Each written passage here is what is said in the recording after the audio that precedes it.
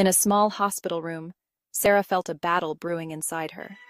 She was fighting an infection caused by a stubborn germ that wouldn't back down. After trying every antibiotic in the book, nothing seemed to work. Just when hope seemed lost, a new hero emerged: Cefiderocol.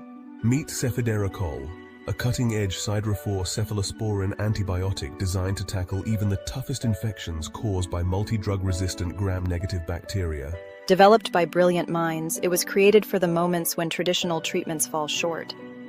But how does this superhero do it? It acted like a Trojan horse, cleverly disguising itself as iron, an essential nutrient bacteria need to survive.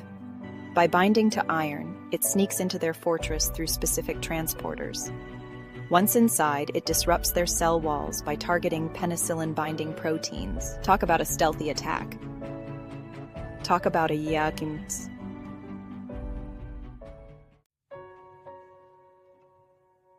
Dr. Smith knew time was of the essence. He gathered his team to discuss Sarah's complicated urinary tract infections and the hospital-acquired pneumonia she was battling. Cefiderocol might be their best option, especially since she had shown no improvement with other antibiotics.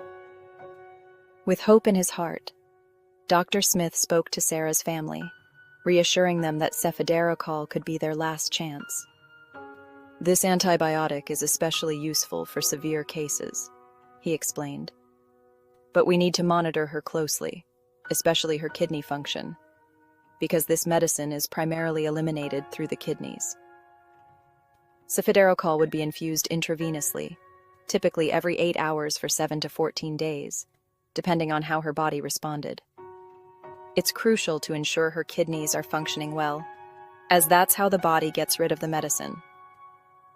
In cases where other treatments have failed, Cefiderocol is sometimes used for empiric treatment. This means it's given to patients like Sarah when doctors suspect infections caused by bacteria that are resistant to other antibiotics, especially carbapenem-resistant bacteria. Dr. Smith knew they needed to rule out other reasons why previous treatments hadn't worked.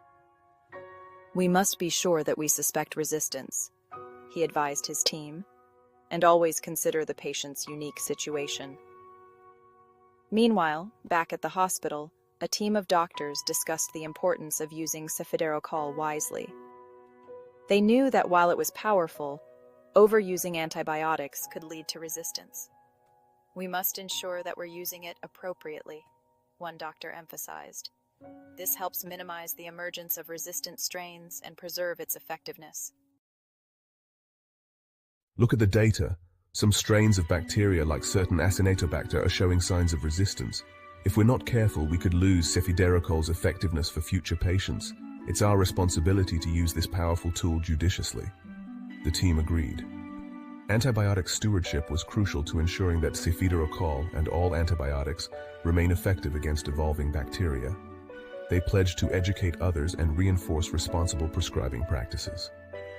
And don't forget to mention, Cefiderocol has a low potential for interactions with other medications, but we need to be cautious, especially when combined with other nephrotoxic agents.